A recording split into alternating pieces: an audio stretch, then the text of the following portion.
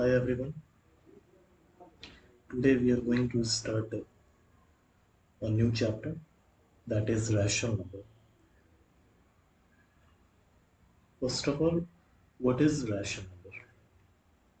ये rational number होता है क्या?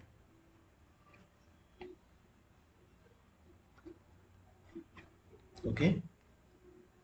The numbers of the form a by b. The numbers of the form a by b, where a and b are where a and b are integers and b is not equal to 0 and b is not equal to 0 are called rational numbers. Are called rational numbers.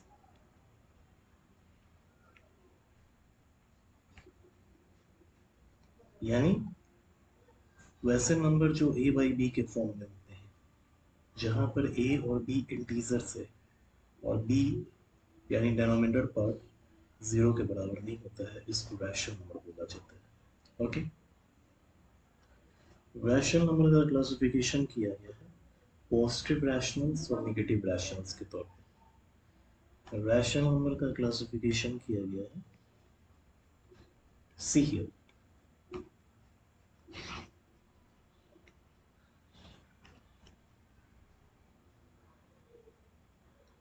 Rational number का classification किया गया है positive rationals और negative rationals के तौर पे.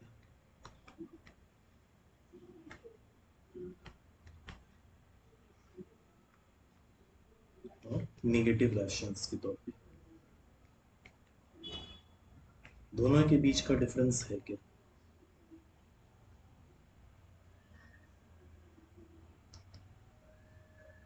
Positive rationals. एक rational number को पॉजिटिव तब कहा जाएगा जब न्यूमरेटर और डेनोमिनेटर इन दोनों का साइन सेम होगा. न्यूमरेटर और डेनोमिनेटर दोनों का सेम साइन होना चाहिए. आई रिपीट, एक रैशनल नंबर को पॉजिटिव रैशनल्स तब कहा जाएगा जब न्यूमरेटर और डेनोमिनेटर दोनों का साइन सेम होगा. For example 5/7 -2/-3. यहाँ पे हम लोग यही देख रहे हैं 5/7 में न्यूमरेटर भी पॉजिटिव है, डेनोमिनेटर भी पॉजिटिव है, यानी दोनों का साइन सेम है, दैट्स व्हाई ये पॉजिटिव रैशनल्स है. और सेकेंड एग्जाम्पल -2/3, यानी न्यूमरेटर भी निगेटिव है और डेनोमिनेटर भी निगेटिव है. कहने का मतलब न्यूमरेटर डेनोमिनेटर दोनों का साइन सेम है, सेम साइन होने की वजह से ये पॉजिटिव रैशनल है. ओके. और निगेटिव रैशनल्स के केस में न्यूमरेटर और डेनोमिनेटर, इन न्यूमरेटर डेनोमिनेटर का साइन जो होता है डिफरेंट होता है, डिफरेंट साइन होता है. मतलब या तो न्यूमरेटर पॉजिटिव होगा, अगर न्यूमरेटर पॉजिटिव है तो डेनोमिनेटर निगेटिव होगा, और अगर न्यूमरेटर निगेटिव है तो डेनोमिनेटर पॉजिटिव होगा. ठीक है. एग्जाम्पल के लिए -4/9 5/-12. देखना है ना, यहाँ पे न्यूमरेटर डेनोमिनेटर दोनों का डिफरेंट साइन है. यहाँ इस -4/9 में न्यूमरेटर नेगेटिव है तो डेनोमिनेटर पॉजिटिव है, और 5/-12 में न्यूमरेटर पॉजिटिव है तो यहाँ पे डेनोमिनेटर नेगेटिव है. ठीक है. रैशनल नंबर का 3 प्रॉपर्टीज हम लोग को समझ जाना है सबसे पहले. ठीक है. 3 प्रॉपर्टीज. ये 3 बेसिक प्रॉपर्टीज है रैशनल नंबर का, जिसमें पहला प्रॉपर्टी है, सपोज करते हैं कि अगर a बाई बी एक रैशनल नंबर है, if a by b is a rational number, अगर a by b एक rational number है और m एक नॉन जीरो इंटीजर है, तो उस केस में then a by b is equal to a into m by b into m. For example के तौर पे अगर -3/4 एक रैशनल नंबर कंसीडर करते हैं और इसको सेम नॉन जीरो नंबर से मल्टीप्लाई करते हैं, फॉर एग्जाम्पल -3 को 2 से मल्टीप्लाई किया गया, तो न्यूमरेटर को जिस नंबर से मल्टीप्लाई किया गया है डिनोमिनेटर को भी उसी नंबर से मल्टीप्लाई किया जाएगा, यानी -6/8। एक और देखते हैं, -3 को 3 से इस बार मल्टीप्लाई किया जा रहा है, 4 को भी 3 से ही मल्टीप्लाई किया जाएगा, यानी न्यूमरेटर डिनोमिनेटर दोनों को सेम नंबर से ही मल्टीप्लाई किया जाएगा। नंबर में वेरिएशन नहीं होगा, मतलब न्यूमरेटर को किसी और से, डिनोमिनेटर किसी और से ये नहीं हो सकता है, जब भी होगा तो सेम नंबर से ही मल्टीप्लाई होगा। दैट्स वाई यहाँ पे लिख दिया गया है कि अगर a बाई बी एक रैशनल नंबर है तो m और m एक नॉन जीरो इंटीजर है। यहाँ देखिए फॉर्मेट क्या बना, उस rational number a by B को सेम नॉन जीरो नंबर से मल्टीप्लाई किया गया, यानी न्यूमरेटर पार्ट में भी m और डिनोमिनेटर पार्ट में भी m से मल्टीप्लाई किया जाएगा, ताकि ये रैशनल नंबर बैलेंस स्टेट को मेंटेन करके रखे। अब जैसे -3 इंटू 3 ये हो गया -9/12। एक और देखते हैं, -3 इंटू 4 बाई 4 इंटू 4, इसका वैल्यू -12/60। और सभी को अगर रिड्यूस करते हैं तो ओरिजिनल वैल्यू ही मिलेगा, दैट इज -3 4 मिल रहा है क्योंकि ये 2 से कट जा रहा है, 2 से 6 3 टाइम्स में, 2 से 8 4 टाइम्स में। यहाँ पे 9 12 का कॉमन क्या है, 3 से 9 3 टाइम्स में, जो कि माइनस है तो -3, और 3 से 12 4 टाइम्स में। Once again original rational number that is -3/4 ही मिल रहा है। यहाँ पे भी इन दोनों का HCF है 4, तो ये 3 टाइम में, क्योंकि माइनस में है तो -3 टाइम्स में, और ये 4 टाइम्स में। वंस अगेन हर बार अगर देखा जाए तो -3/4 ही मिल रहा है, right. Second property second,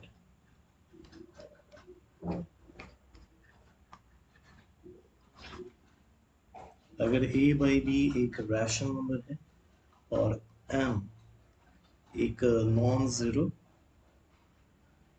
sorry m यहाँ पे एक कॉमन डिवाइजर है a और b का, m यहाँ पे कॉमन डिवाइजर है a और b का, तो उस केस में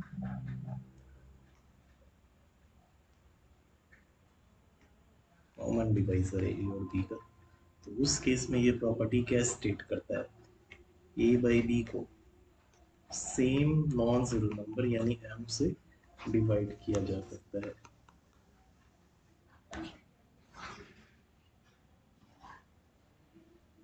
जैसे फॉर एग्जाम्पल -32/40, सबसे पहले हम लोग HCF पता कर लेते हैं 32 और 40 का, डिवीजन मेथड का यहाँ पे यूज करते हुए HCF निकाल लेते हैं। 1 टाइम्स में 32, 8 को 32 से डिवाइड करते हैं 4 टाइम्स, यानी HCF क्या है 8।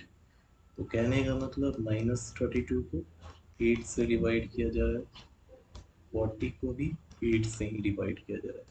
8 के टेबल में 32 4 टाइम्स में, और 8 के टेबल में 40 5 टाइम्स में, क्योंकि ऊपर में माइनस साइन है इसलिए -4/5 आ जाएगा।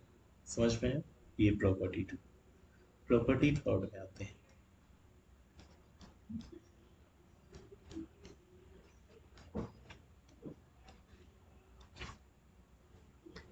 Property third,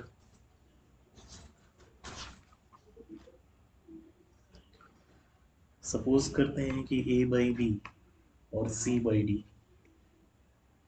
A by B और सी बाई डी दो रैशनल नंबर्स हैं, तो A by B C by D के बराबर तभी होगा, ओनली सिर्फ ये उसी केस में होगा जब A into D is equal to B into C होगा। कहने का मतलब कि ये इससे मल्टीप्लाई होगा और ये इससे मल्टीप्लाई होगा, और ए डी का वैल्यू अगर बी सी के बराबर हो गया तो ए बाई बी जो है वो सी बाई डी के बराबर हो जाएगा, right.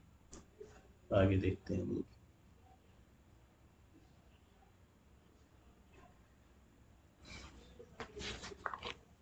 Rational number standard form, standard form of rational number, ये क्या होता है?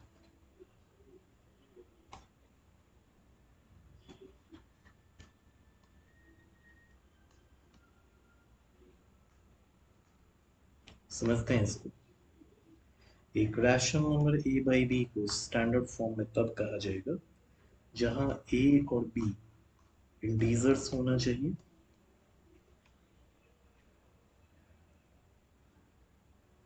इनका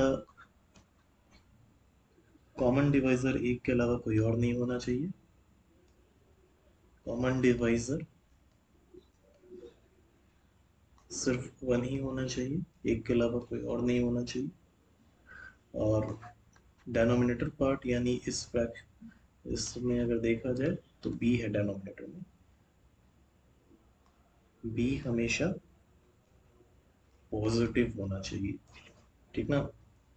आई रिपीट, एक rational number A by B को स्टैंडर्ड फॉर्म में तब कहा जाएगा जब ए और बी इंटीजर्स होगा, ए और बी का कॉमन डिवाइजर एक के अलावा कोई और नहीं होना चाहिए, और नीचे वाला पार्ट यानी डिनोमिनेटर पार्ट पॉजिटिव होना चाहिए, ओके।